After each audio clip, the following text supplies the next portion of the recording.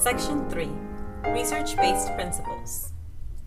This section will focus on principles for effective practices that respond to the academic and linguistic needs of English learners at risk of becoming long-term English learners. The journalism program was designed around principles that have been shown critical in determining the effectiveness of intervention programs for long-term English learners and English learners at risk. Active participation. It is critical for this population of students to be actively engaged in activities that require the integration of the 4 language domains, which are listening, speaking, reading, and writing. Social integrations. English learners at risk of becoming long-term English learners need to interact with their peers and others who can serve as language models in social and academic settings such as collaborative groups. Affirming environment. The environment should view the student's primary language and background experiences as assets that students can bring to the learning.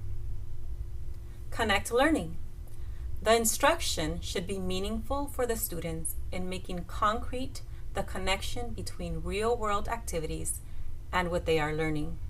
Let's watch a video of Dr. Aida Waki explaining the concept of active participation. Be prepared to discuss with your colleagues the following question. How does Dr. Waki define active participation? Because this teacher believes and builds teaching on the notion that what triggers development is actually teaching. So development is not predicated on prior development, but development is predicated on placing teaching beyond the student's capability so that it is instruction, the engine that drives development.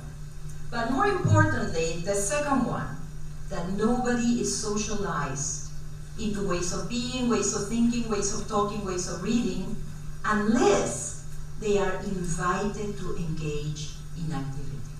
So participation in activity is sine qua non.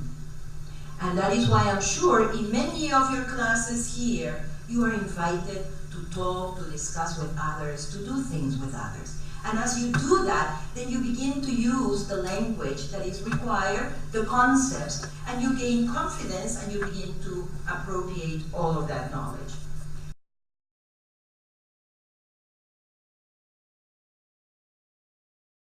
This section focused on principles for effective practices that respond to the academic and linguistic needs of English learners at risk of becoming long-term English learners.